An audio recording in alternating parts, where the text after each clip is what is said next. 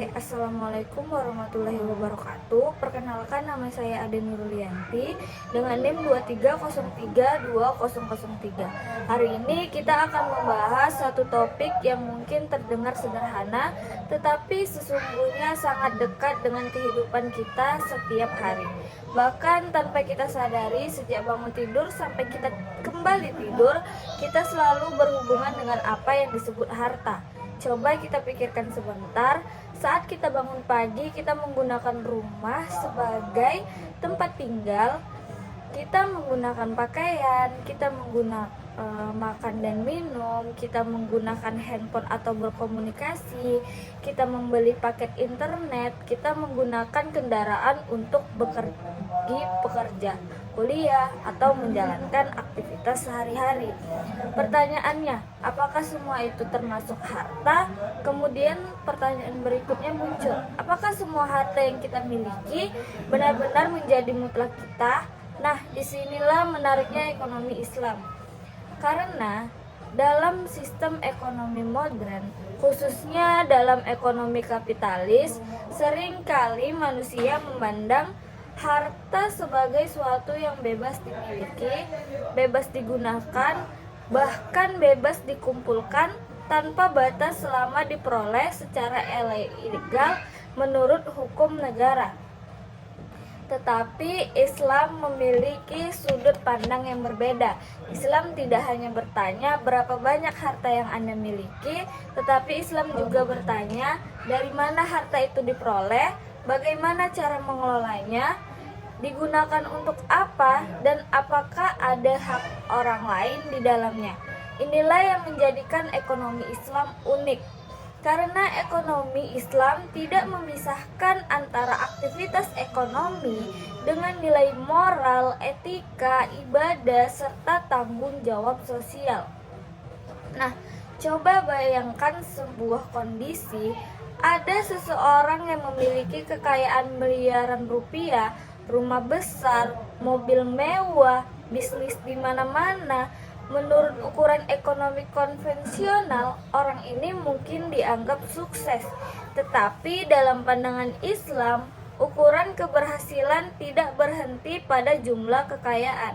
Islam akan bertanya, apakah hartanya yang diperoleh secara halal? Apakah ada unsur riba? Apakah ada penipuan? Apakah ada hak pekerja dipenuhi? Apakah zakatnya dibayar? Apakah hartanya memberi manfaat bagi masyarakat? Artinya Islam tidak menolak kekayaan. Perhatikan baik-baik. Islam tidak mengharamkan seseorang menjadi kaya. Bahkan banyak sahabat Rasulullah yang merupakan pengusaha sukses. Ada sahabat yang memiliki perdagangan besar, ada yang memiliki lahan, ada yang memiliki aset melimpah. Namun kekayaan dalam Islam selalu berjalan bersama amanah, tanggung jawab, dan juga keberkahan.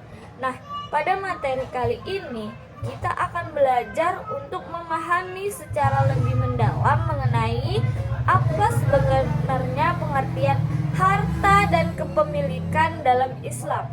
Nah, selanjutnya kita juga akan membahas unsur-unsur hak milik dalam ekonomi syariah. Dan yang terakhir kita akan menganalisis sebab-sebab kepemilikan dalam ekonomi syariah. Nah, tujuan akhirnya bukan sekedar menghafal definisi, tetapi bagaimana kita mampu berpikir kritis sebagai mahasiswa. Bagaimana kita mampu menganalisis fenomena ekonomi modern menggunakan perspektif ekonomi Islam. Karena saat ini kita hidup di tengah dunia yang penuh tantangan ekonomi. Korupsi meningkat, pencucian uang terjadi, spekulasi pasar berkembang, praktik riba masih mendominasi sistem keuangan global, dan kesenjangan ekonomi semakin tinggi. Sebagian orang memiliki kekayaan berlebihan, sementara sebagian lainnya bahkan kesulitan memenuhi kebutuhan dasar. Pertanyaannya, apakah Islam memiliki solusi? Jawabannya tentu saja. Dan satu fondasi solusi tersebut Dimulai dari pemahaman yang benar tentang konsep harta dan kepemilikan. Mari saya ajukan satu pertanyaan kecil. Untuk teman-teman. Jika hari ini seseorang menemukan dompet berisi uang 5 juta rupiah di jalan, apakah otomatis uang itu menjadi miliknya? Mungkin ada Anda yang menjawab tidak. Mengapa? Karena ada konsep kepemilikan, ada hak milik, ada aturan moral, ada tanggung jawab. Nah, konsep seperti inilah yang akan kita kaji lebih dalam nanti. Dalam Islam, kepemilikan bukan hanya persoalan siapa yang memegang barang, tetapi juga persoalan legitimasi syariah. Apakah kepemilikan tersebut diakui menurut hukum Islam atau tidak? Nah, sebelum masuk lebih jauh, kita perlu memahami satu prinsip dasar yang sangat penting. Dalam Islam, pemilik mutlak seluruh alam semesta adalah Allah Subhanahu wa Ta'ala. Manusia bukan pemilik absolut. Manusia hanyalah khalifah. Manusia hanya pengelola. Manusia hanyalah pihak yang diberi amanah. Ini adalah fondasi besar ekonomi Islam. Karena jika manusia sadar bahwa seluruh harta pada hakikatnya milik Allah, maka manusia akan lebih berhati-hati, lebih bertanggung jawab, lebih jujur, lebih adil dan dalam menggunakan kekayaannya. Mungkin kita pernah mendengar orang berkata, "Ini uang saya bebas melakukan apapun." Tapi Islam memberikan batas. Tidak semua hal boleh dilakukan atas nama kepemilikan pribadi.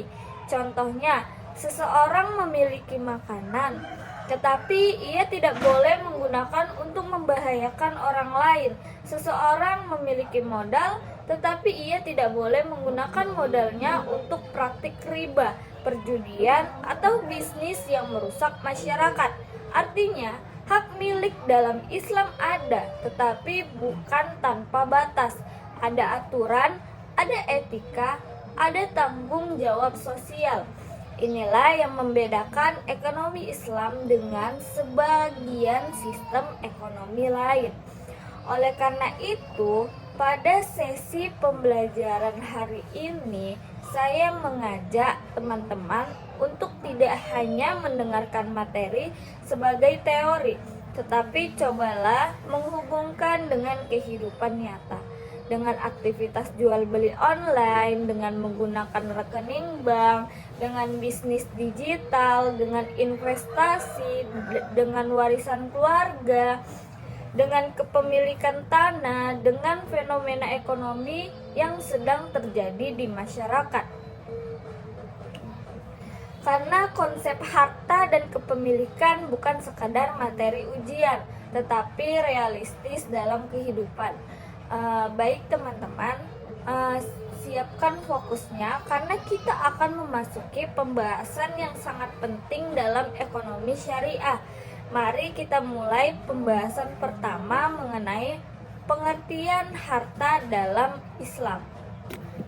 Baik teman-teman, sekarang kita memasuki pembahasan inti kita pada pertemuan hari ini, yaitu pengertian harta dan kepemilikan dalam Islam.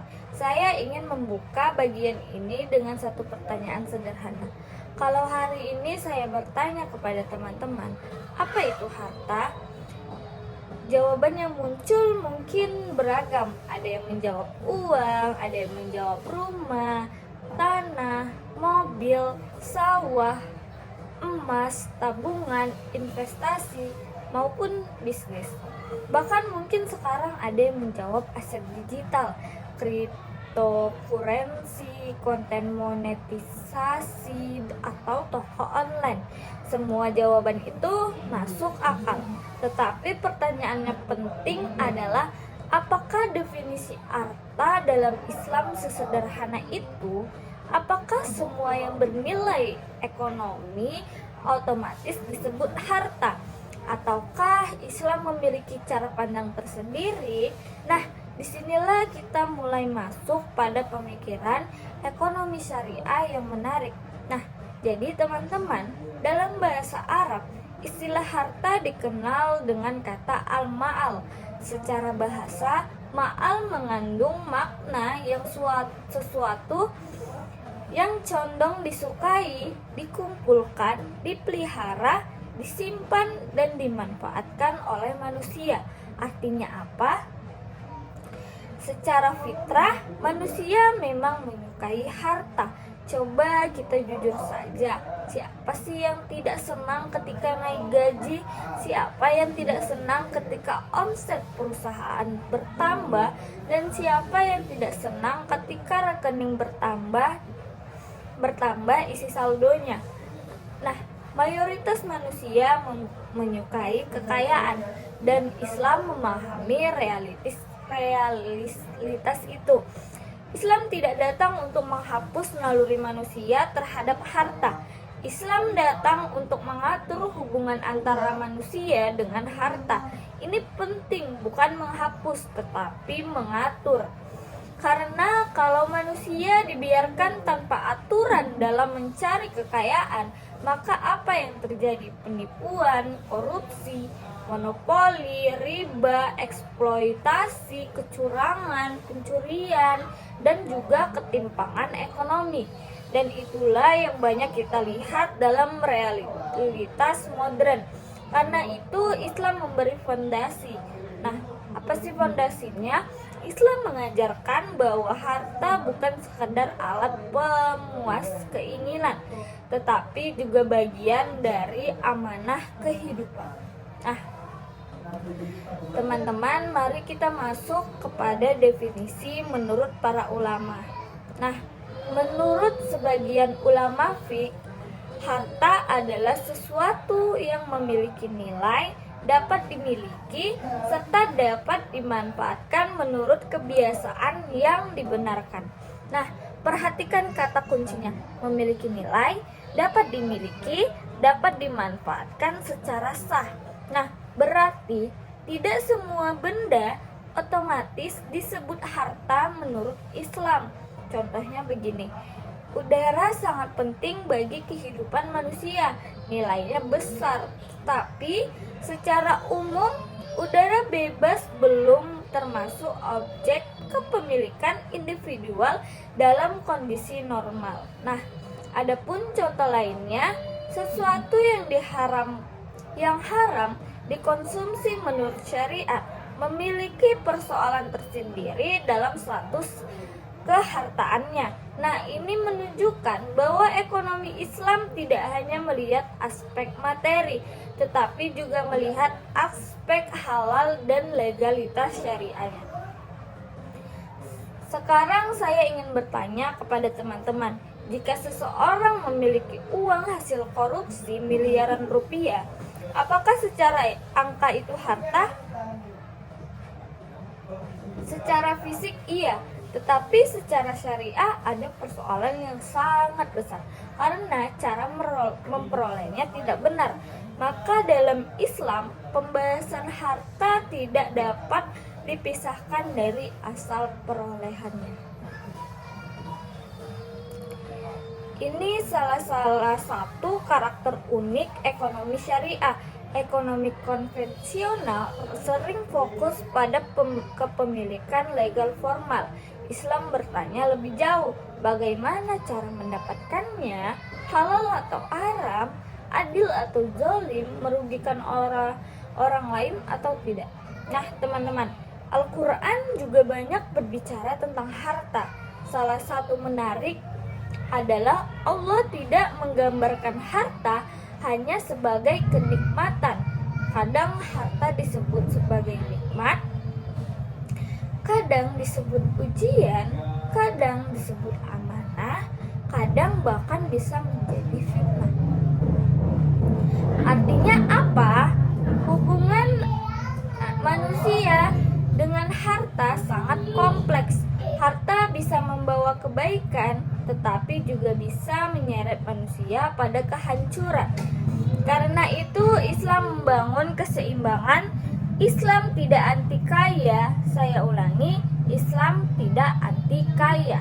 Terkadang ada kesalahpahaman bahkan menjadi soleh berarti harus miskin. Tidak begitu, banyak sahabat Nabi merupakan pedagang sukses. Mereka kaya, tetapi kekayaan mereka bergerak bersama iman, amanah, dan kepedulian sosial.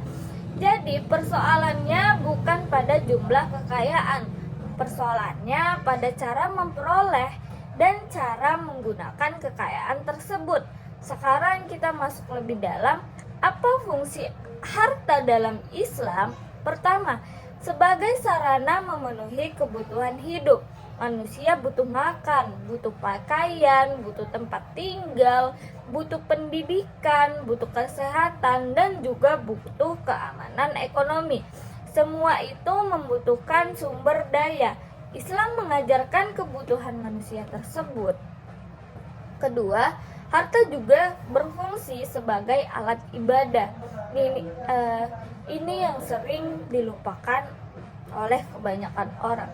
Coba kita pikirkan, zakat menggunakan harta, sedekah juga menggunakan harta, infak menggunakan harta, dan wakaf juga menggunakan harta.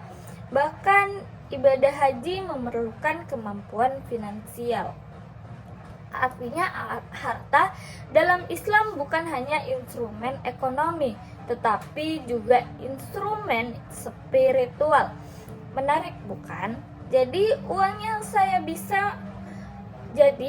yang sama bisa memiliki dua arah, bisa menjadi jalan menuju pahala, juga bisa menjadi jalan menuju dosa. Tergantung bagaimana manusia menggunakannya. Nah, adapun fungsi ketiga sebagai instrumen pembangun sosial. Ketika ekonomi syariah berbicara mengenai distribusi kekayaan, maka Islam ingin memastikan bahwa kekayaan tidak berputar hanya pada kelompok tertentu. Karena itu ada zakat, ada sedekah, ada wakaf, ada waris, ada larangan penumpukan yang merusak keseimbangan sosial. Sekarang kita hubungkan dengan kehidupan modern. Coba kita lihat media sosial. Hari ini banyak orang ingin menampilkan banyak kemewahan, rumah mewah, mobil mewah, liburan mewah, gaya hidup mahal. Nah, yang jadi pertanyaannya tuh, apakah kemewahan otomatis berarti keberhasilan menurut Islam? Nah, itu belum tentu. Islam tidak mengukur manusia hanya dari kekayaannya. Islam juga melihat integrasinya, kebermanfaatannya, tanggung jawab, dan keberkahan harta tersebut. Nah, sekarang kita masuk ke pembahasan yang kedua, pengertian dari kepemilikan dalam Islam. Dalam ekonomi syariah, kepemilikan dikenal dengan istilah milkiyah. Milkiyah berarti berhubungan khusus antara seseorang dengan suatu harta yang diakui syariat sehingga ia berhak memanfaatkan, menggunakan, atau melakukan transaksi atas harta tersebut. Sederhananya, kepemilikan adalah hubungan hukum antara manusia dan objek tertentu. Tetapi jangan berhenti pada definisi, karena ada prinsip besar yang harus dipahami. Dalam Islam, pemilik mutlak seluruh alam semesta adalah Allah Subhanahu wa Ta'ala. Ini fondasi ekonomi Islam. Allah pemilik absolut, manusia bukan pemilik absolut. Manusia hanyalah penerima amanah, pengelola, khalifah. Nah, coba kita renungkan sebentar. Kita sering berkata, ini rumah saya, ini uang saya, ini tanah saya. Tetapi coba pikirkan lebih jauh. Apakah harta itu kita bawa ketika lahir? Tentu saja tidak. Dan apakah harta itu pasti ikut ketika meninggal? Dan tentu saja tidak. Lalu, mengapa kita merasa menjadi pemilik mutlak? Islam mengingatkan manusia agar tidak terjebak pada kesombongan kepemilikan, karena semua yang ada pada akhirnya berasal dari Allah dan akan kembali juga kepada Allah. Tetapi jangan salah paham, walaupun Allah adalah pemilik mutlak, Islam tetap mengakui hak milik individu. Ini penting, karena sebagian orang mengira ekonomi Islam sama seperti sosialisme ekstrim yang menghapus hak milik pribadi. Tidak, Islam mengakui kepemilikan pribadi. Anda boleh memiliki rumah, memiliki usaha, memiliki kendaraan, memiliki lahan, memiliki aset, tetapi penggunaannya berada dalam koridor syariah. Artinya, hak milik ada, namun tidak tanpa batas. Mari kita lihat contohnya. Seseorang memiliki modal usaha nih. Apakah ia bebas melakukan apa saja? Nah, tentu tidak. Ia tidak boleh menggunakan modalnya untuk perjudian, perdagangan narkoba, riba,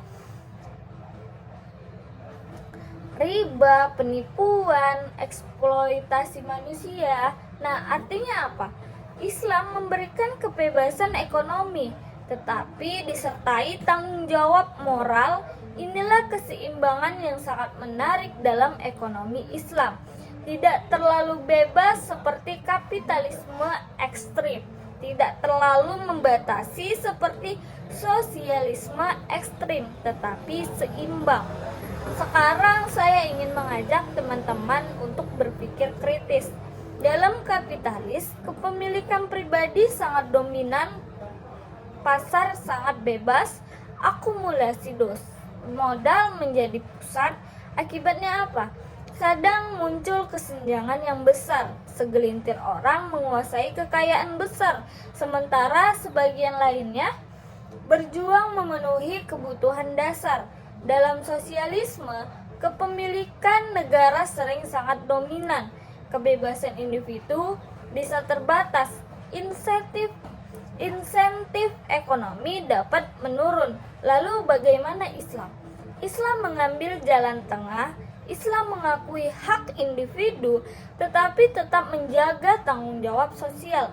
Ada zakat, ada larangan monopoli, ada etika bisnis, ada perlindungan hak, ada distribusi kekayaan. Disinilah analisis mahasiswa mulai dibutuhkan. Sub CPMK kita bukan hanya menghafal definisi, tetapi mampu menganalisis. Misalnya kita lihat fenomena hari ini, influencer kaya raya, bisnis digitalnya berkembang, aset virtualnya muncul, investasinya meningkat. Nah, yang jadi pertanyaannya itu, bagaimana Islam memandang bentuk kepemilikan baru ini? Inilah ruang analisis ekonomi syariah modern.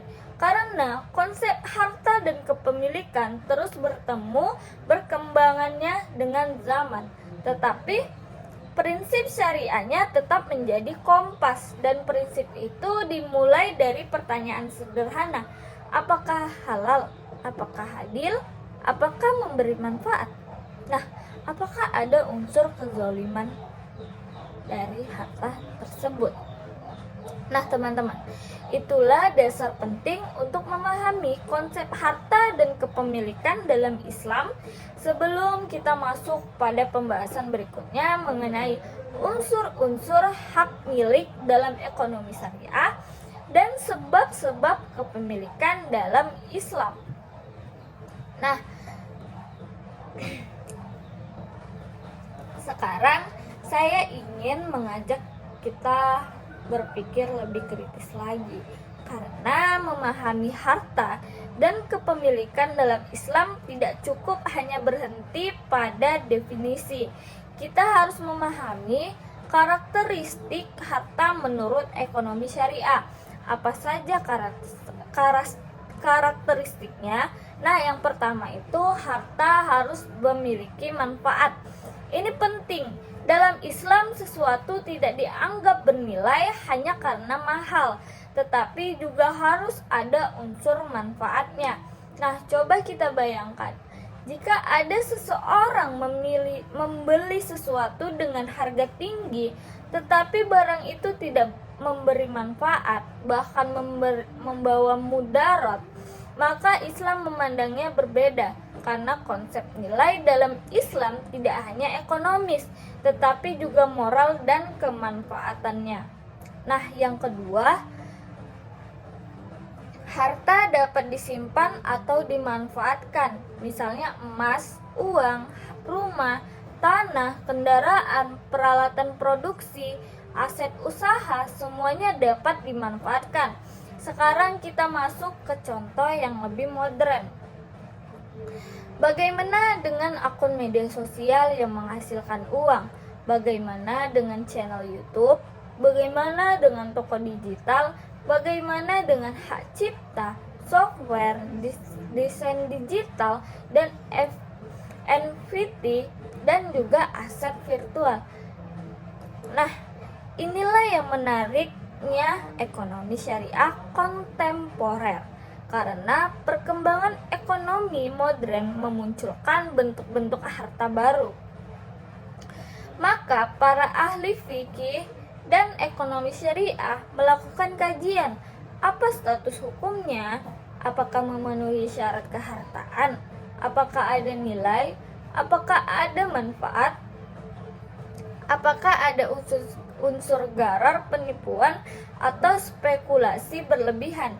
Disinilah kemampuan analisis kita diperlukan, bukan sekedar menghafal teori, tetapi mampu membaca perkembangan zaman dengan kacamata syariah. Nah, teman-teman, sekarang kita ingin memberikan studi kasus kecil. Misalnya ada seorang konten kreator yang membuat video edukasi. Video tersebut menghasilkan pendapatan iklan, lalu ia mendapatkan royalti. Pertanyaannya, apakah pendapatan tersebut termasuk harta menurut Islam? Jawabannya, pada dasarnya bisa termasuk harta selama objek, proses, dan sumber penghasilannya itu halal. Karena Islam tidak menolak inovasi ekonomi. Islam justru memberikan ruang berkreativitas selama berada dalam koridor syariah. Nah, di sini kita mulai melihat bahwa konsep harta Islam ternyata sangat relevan dengan dunia modern. Sekarang mari kita masuk lebih jauh pada konsep kepemilikan. Tapi kita sudah membahas bahwa Allah adalah pemilik mutlak. Tetapi saya ingin memperdalam satu poin penting. Jika Allah pemilik mutlak, mengapa manusia diberi hak milik? Nah, jawabannya berkaitan dengan tugas manusia sebagai khalifah. Allah memberikan amanah kepada manusia untuk mengelola sumber daya bumi. Jadi, kepemilikan manusia dalam Islam bukan sekedar hak, tetapi juga tanggung jawab. Nah, perhatikan kalimat ini baik-baik. Dalam ekonomi Islam, setiap hak selalu disertai kewajiban. Ini prinsip besar. Kalau seseorang memiliki kekayaan, ia punya hak menggunakan hartanya, tetapi ia juga punya kewajiban zakat, kewajiban menghindari transaksi haram, kewajiban menjaga keadilan, kewajiban tidak merusak masyarakat. Artinya, Islam tidak mengenal konsep bebas tanpa batas. Mari kita gunakan contoh kehidupan sehari-hari. Misalnya seseorang memiliki sebidang tanah, apakah ia berhak atas tanah tersebut? Nah, tentu saja iya. Tetapi apakah ia boleh menggunakan tanah itu untuk aktivitas ilegal? Nah, tentu saja tidak.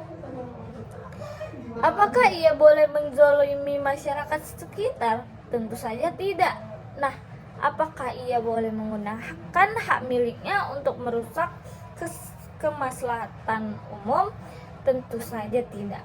Nah, jadi kepemilikan dalam Islam mengandung dimensi etika, Sekarang saya ingin membandingkan 3 sistem ekonomi besar.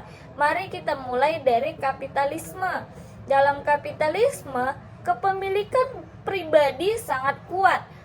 Pasar memiliki kebebasan tinggi, kompetisi menjadi pusat sistem, ada banyaknya kelebihan dan inovasi berkembang, produktivitas meningkat, dan motivasi ekonomi tinggi. Tetapi, kapitalisme juga memiliki kritik besar, kesenjangan ekonomi, konsentrasi modal, eksploitasi tenaga kerja, dominasi pemilik modal. Nah, sekarang kita lihat sosialisme.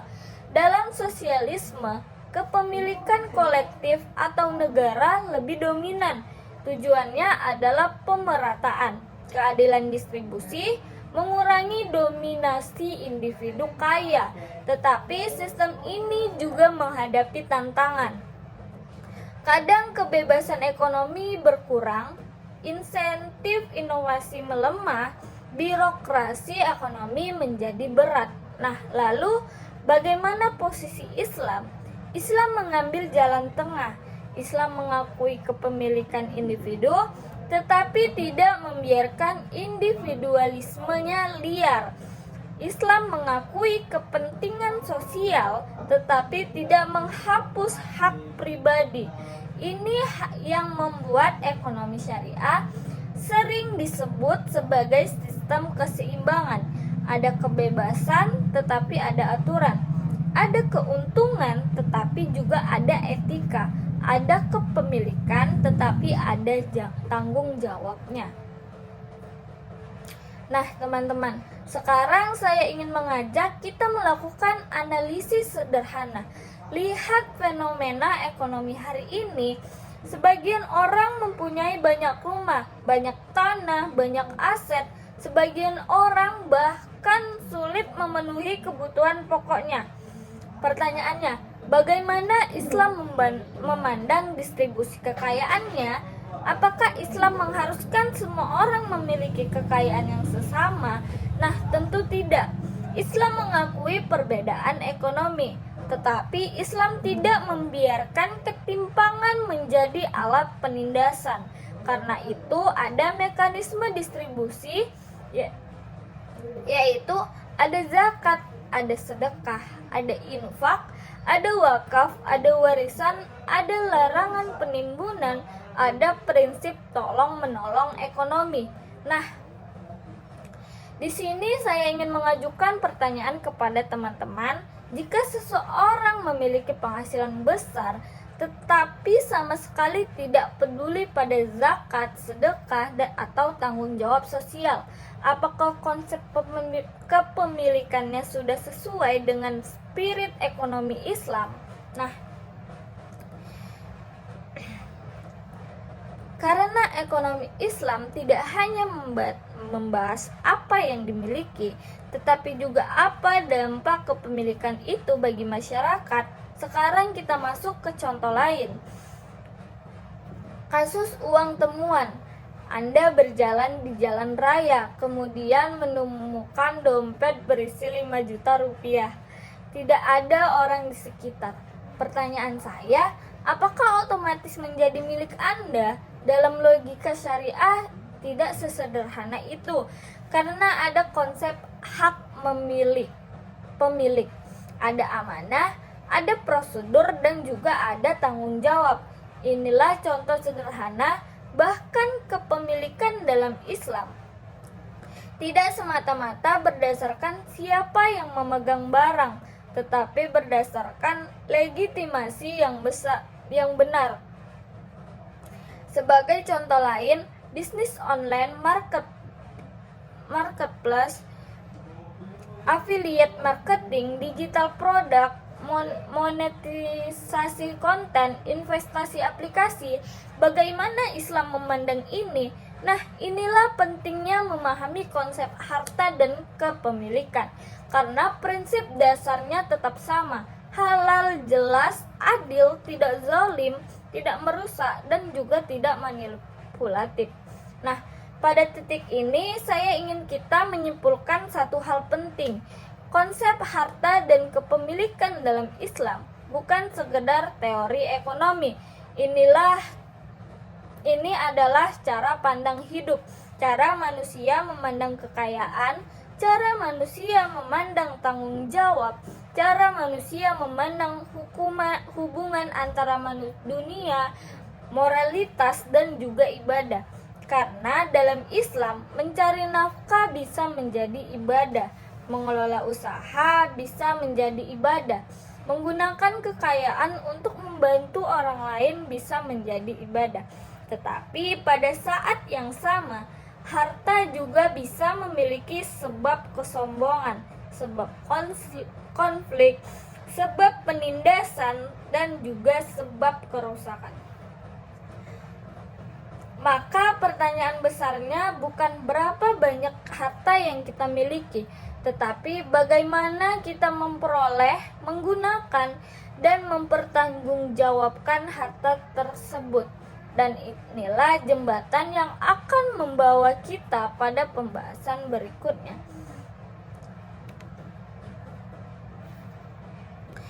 Nah, baik teman-teman, sebelum kita menutup pembahasan bahwa kebaikan tetapi juga bisa menyeret manusia pada kehancuran. Karena itu Islam membangun keseimbangan. Islam tidak anti kaya. Saya ulangi, Islam tidak anti kaya. Kadang ada kesalahpahaman, bahkan menjadi soleh berarti harus miskin. Tidak begitu.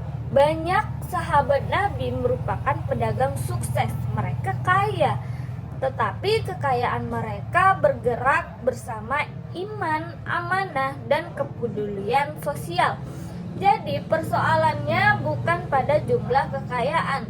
Persoalannya pada cara memperoleh dan cara menggunakan kekayaan tersebut. Sekarang kita masuk lebih dalam, apa fungsi harta dalam Islam? Pertama, sebagai sarana memenuhi kebutuhan hidup. Manusia butuh makan, butuh pakaian, butuh tempat tinggal, butuh pendidikan, butuh kesehatan, dan juga butuh keamanan ekonomi. Semua itu membutuhkan sumber daya. Islam mengajarkan kebutuhan manusia tersebut. Kedua, harta juga berfungsi sebagai alat ibadah. Ini yang sering dilupakan oleh kebanyakan orang. Coba kita pikirkan, zakat menggunakan harta, sedekah juga menggunakan harta, infak menggunakan harta, dan wakaf juga menggunakan harta.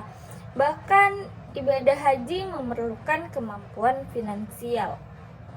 Artinya harta dalam Islam bukan hanya instrumen ekonomi, tetapi juga instrumen spiritual.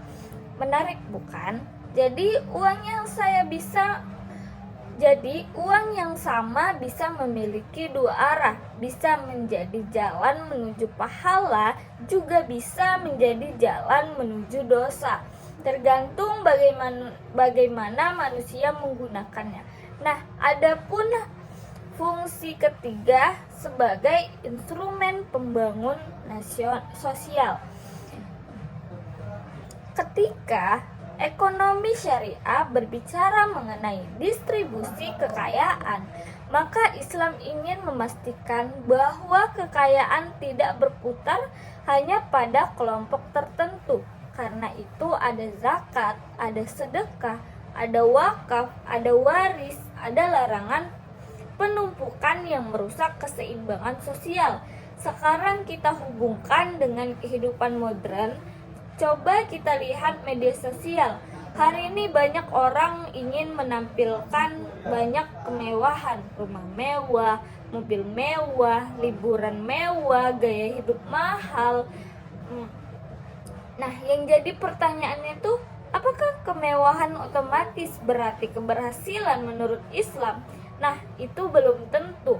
Islam tidak mengukur manusia hanya dari kekayaannya. Islam juga melihat integrasinya, kebermanfaatannya, tanggung jawab, dan keberkahan harta tersebut. Nah, sekarang kita masuk ke pembahasan yang kedua. pengertian dari kepemilikan dalam Islam. Dalam ekonomi syariah, kepemilikan dikenal dengan istilah milkiyah. Milkiyah berarti berhubungan khusus antara seseorang dengan suatu harta yang diakui syariat sehingga ia berhak memanfaatkan, menggunakan, atau melakukan transaksi atas harta tersebut. Sederhananya, kepemilikan adalah hubungan hukum antara manusia dan objek tertentu, tetapi jangan berhenti pada definisi, karena ada prinsip besar yang harus dipahami. Dalam Islam, pemilik mutlak seluruh alam semesta adalah Allah Subhanahu wa Ta'ala. Ini fondasi ekonomi Islam. Allah pemilik absolut, manusia bukan pemilik absolut.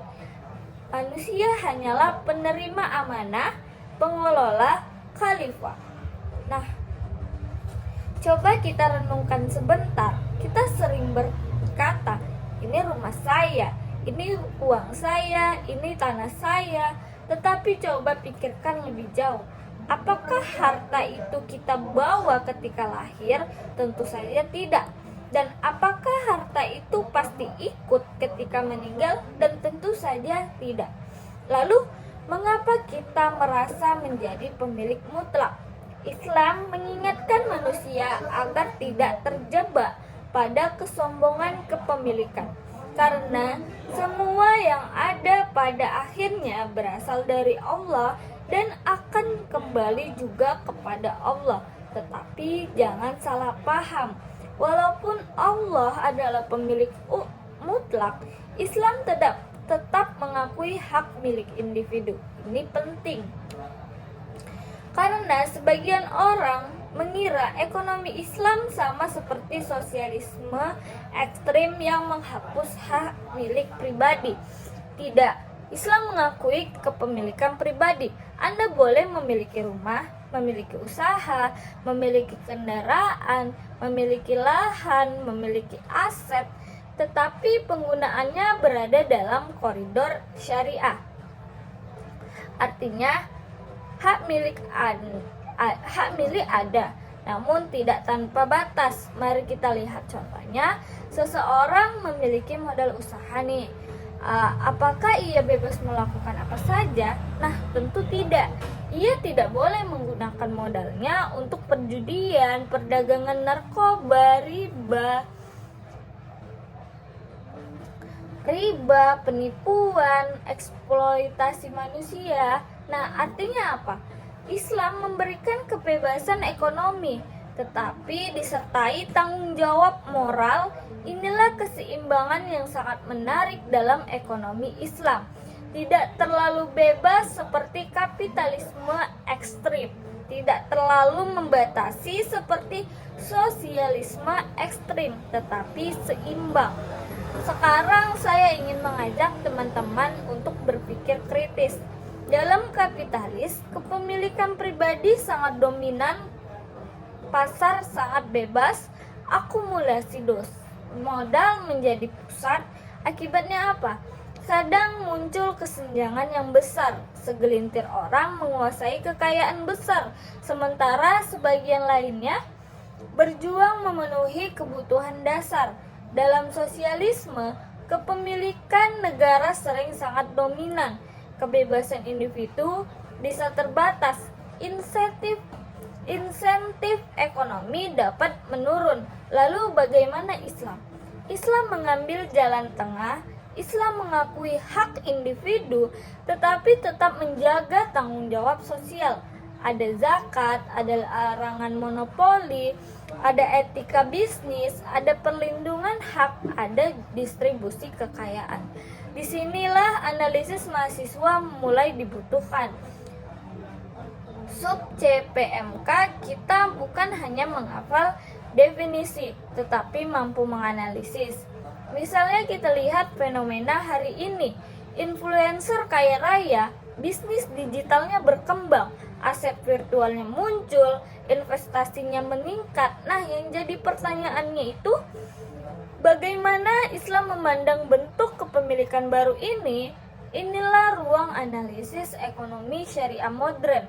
Karena konsep harta dan kepemilikan terus berkembangannya dengan zaman. Tetapi prinsip syariahnya tetap menjadi kompas, dan prinsip itu dimulai dari pertanyaan sederhana: apakah halal? Apakah adil? Apakah memberi manfaat? Nah, apakah ada unsur kezaliman dari harta tersebut? Nah, teman-teman, itulah dasar penting untuk memahami konsep harta dan kepemilikan dalam Islam sebelum kita masuk pada pembahasan berikutnya mengenai unsur-unsur hak milik dalam ekonomi syariah dan sebab-sebab kepemilikan dalam Islam. Nah,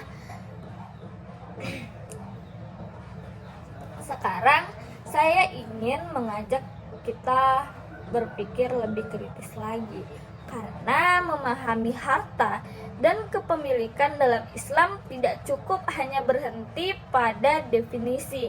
Kita harus memahami karakteristik harta menurut ekonomi syariah. Apa saja karakteristiknya? Nah, yang pertama itu harta harus memiliki manfaat. Ini penting. Dalam Islam, sesuatu tidak dianggap bernilai hanya karena mahal, tetapi juga harus ada unsur manfaatnya. Nah, coba kita bayangkan, jika ada seseorang membeli sesuatu dengan harga tinggi, tetapi barang itu tidak memberi manfaat, bahkan membawa mudarat, maka Islam memandangnya berbeda. Karena konsep nilai dalam Islam tidak hanya ekonomis, tetapi juga moral dan kemanfaatannya. Nah, yang kedua, harta dapat disimpan atau dimanfaatkan. Misalnya emas, uang, rumah, tanah, kendaraan, peralatan produksi, aset usaha, semuanya dapat dimanfaatkan. Sekarang kita masuk ke contoh yang lebih modern. Bagaimana dengan akun media sosial yang menghasilkan uang? Bagaimana dengan channel YouTube? Bagaimana dengan toko digital? Bagaimana dengan hak cipta, software, desain digital, dan NFT, dan juga aset virtual? Nah, inilah yang menariknya ekonomi syariah kontemporer. Karena perkembangan ekonomi modern memunculkan bentuk-bentuk harta baru. Maka para ahli fikih dan ekonomi syariah melakukan kajian. Apa status hukumnya? Apakah memenuhi syarat kehartaan? Apakah ada nilai? Apakah ada manfaat? Apakah ada unsur gharar, penipuan, atau spekulasi berlebihan? Disinilah kemampuan analisis kita diperlukan. Bukan sekedar menghafal teori, tetapi mampu membaca perkembangan zaman dengan kacamata syariah. Nah, teman-teman, sekarang kita ingin memberikan studi kasus kecil. Misalnya ada seorang konten kreator, ia membuat video edukasi. Video tersebut menghasilkan pendapatan iklan. Lalu ia mendapatkan royalti. Pertanyaannya, apakah pendapatan tersebut termasuk harta menurut Islam? Jawabannya, pada dasarnya bisa termasuk harta selama objek, proses, dan sumber penghasilannya itu halal. Karena Islam tidak menolak inovasi ekonomi. Islam justru memberikan ruang kreativitas selama berada dalam koridor syariah. Nah, di sini kita mulai melihat bahwa konsep harta Islam ternyata sangat relevan dengan dunia modern. Sekarang mari kita masuk lebih jauh pada konsep kepemilikan. Tapi kita sudah membahas bahwa Allah adalah pemilik mutlak.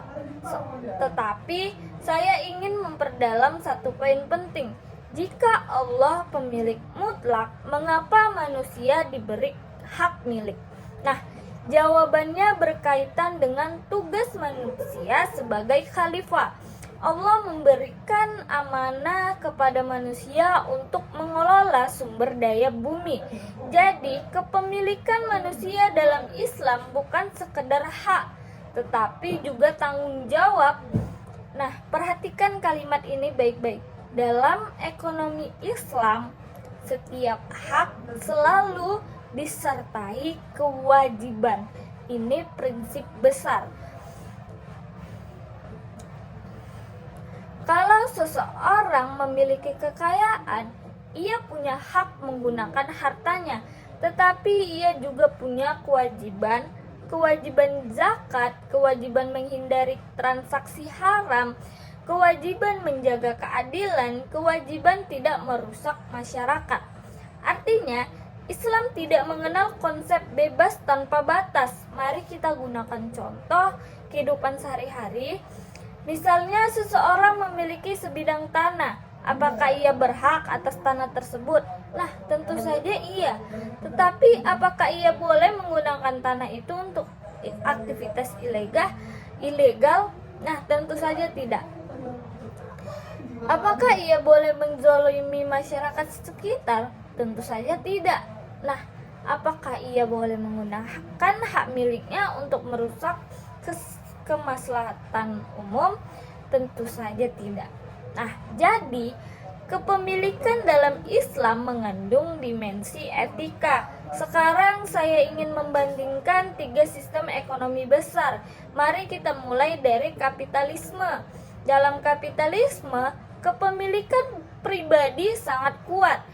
Pasar memiliki kebebasan tinggi, kompetisi menjadi pusat sistem, ada banyaknya kelebihan dan inovasi berkembang, produktivitas meningkat dan motivasi ekonomi tinggi. Tetapi kapitalisme juga memiliki kritik besar, kesenjangan ekonomi, konsentrasi modal, eksploitasi tenaga kerja, dominasi pemilik modal. Nah, sekarang kita lihat sosialisme. Dalam sosialisme, kepemilikan kolektif atau negara lebih dominan. Tujuannya adalah pemerataan, keadilan distribusi, mengurangi dominasi individu kaya. Tetapi sistem ini juga menghadapi tantangan. Kadang kebebasan ekonomi berkurang, insentif inovasi melemah, birokrasi ekonomi menjadi berat. Nah, lalu bagaimana posisi Islam? Islam mengambil jalan tengah. Islam mengakui kepemilikan individu, tetapi tidak membiarkan individualismenya liar. Islam mengakui kepentingan sosial, tetapi tidak menghapus hak pribadi. Ini yang membuat ekonomi syariah sering disebut sebagai sistem keseimbangan. Ada kebebasan, tetapi ada aturan. Ada keuntungan, tetapi juga ada etika. Ada kepemilikan, tetapi ada tanggung jawabnya. Nah, teman-teman, sekarang saya ingin mengajak kita melakukan analisis sederhana. Lihat fenomena ekonomi hari ini. Sebagian orang mempunyai banyak rumah, banyak tanah, banyak aset. Sebagian orang bahkan sulit memenuhi kebutuhan pokoknya. Pertanyaannya, bagaimana Islam memandang distribusi kekayaannya? Apakah Islam mengharuskan semua orang memiliki kekayaan yang sesama? Nah, tentu tidak. Islam mengakui perbedaan ekonomi, tetapi Islam tidak membiarkan ketimpangan menjadi alat penindasan. Karena itu ada mekanisme distribusi, yaitu ada zakat, ada sedekah, ada infak, ada wakaf, ada warisan, ada larangan penimbunan, ada prinsip tolong-menolong ekonomi. Nah, di sini saya ingin mengajukan pertanyaan kepada teman-teman. Jika seseorang memiliki penghasilan besar, tetapi sama sekali tidak peduli pada zakat, sedekah, atau tanggung jawab sosial, apakah konsep kepemilikannya sudah sesuai dengan spirit ekonomi Islam? Nah, Karena ekonomi Islam tidak hanya membahas apa yang dimiliki, tetapi juga apa dampak kepemilikan itu bagi masyarakat. Sekarang kita masuk ke contoh lain. Kasus uang temuan. Anda berjalan di jalan raya, kemudian menemukan dompet berisi 5 juta rupiah. Tidak ada orang di sekitar. Pertanyaan saya, apakah otomatis menjadi milik Anda? Dalam logika syariah tidak sesederhana itu, karena ada konsep hak pemilik. Ada amanah, ada prosedur, dan juga ada tanggung jawab. Inilah contoh sederhana bahkan kepemilikan dalam Islam. Tidak semata-mata berdasarkan siapa yang memegang barang, tetapi berdasarkan legitimasi yang benar. Sebagai contoh lain, bisnis online, marketplace, affiliate marketing, digital product, monetisasi konten, investasi aplikasi. Bagaimana Islam memandang ini?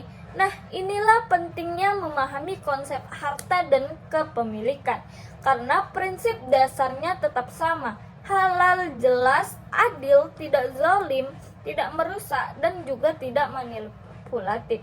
Nah, pada titik ini saya ingin kita menyimpulkan satu hal penting. Konsep harta dan kepemilikan dalam Islam bukan sekedar teori ekonomi. Ini adalah cara pandang hidup, cara manusia memandang kekayaan, cara manusia memandang tanggung jawab, cara manusia memandang hubungan antara dunia, moralitas, dan juga ibadah. Karena dalam Islam, mencari nafkah bisa menjadi ibadah, mengelola usaha bisa menjadi ibadah, menggunakan kekayaan untuk membantu orang lain bisa menjadi ibadah. Tetapi pada saat yang sama, harta juga bisa memiliki sebab kesombongan, sebab konflik, sebab penindasan, dan juga sebab kerusakan. Maka pertanyaan besarnya bukan berapa banyak harta yang kita miliki, tetapi bagaimana kita memperoleh, menggunakan, dan mempertanggungjawabkan harta tersebut. Dan inilah jembatan yang akan membawa kita pada pembahasan berikutnya.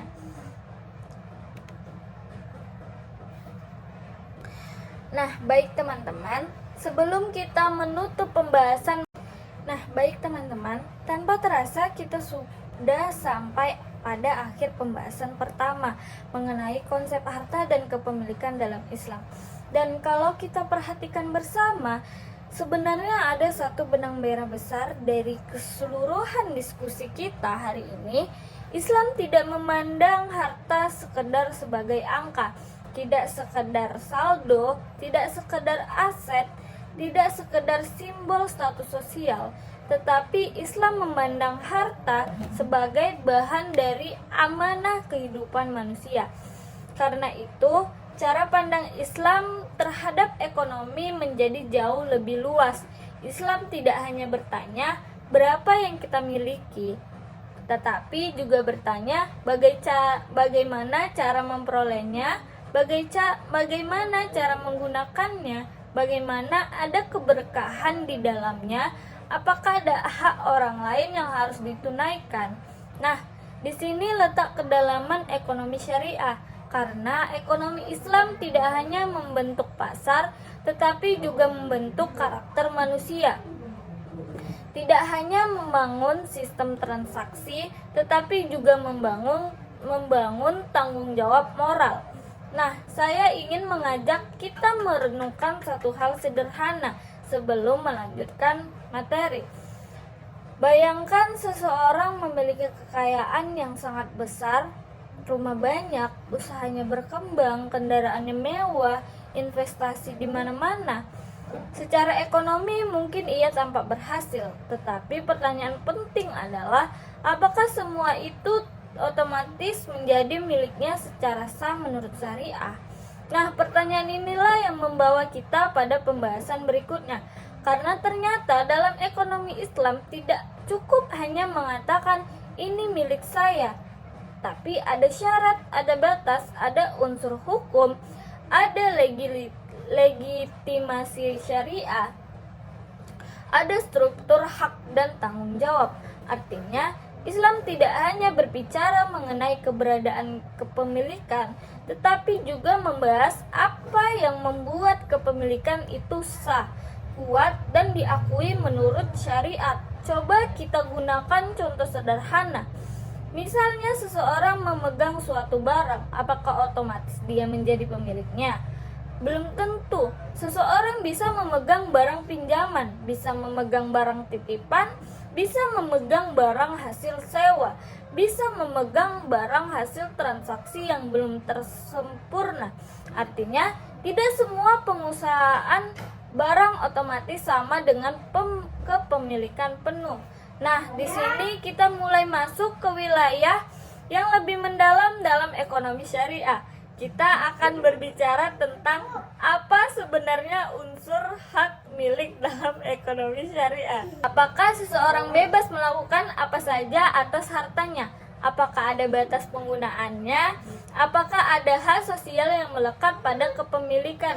Dan bagaimana syariah membedakan antara pemilik yang sah dan pemilik yang bermasalah? Mungkin itu saja materi yang bisa saya sampaikan pada hari ini. Lebih dan kurang saya mohon maaf. Wassalamualaikum warahmatullahi wabarakatuh.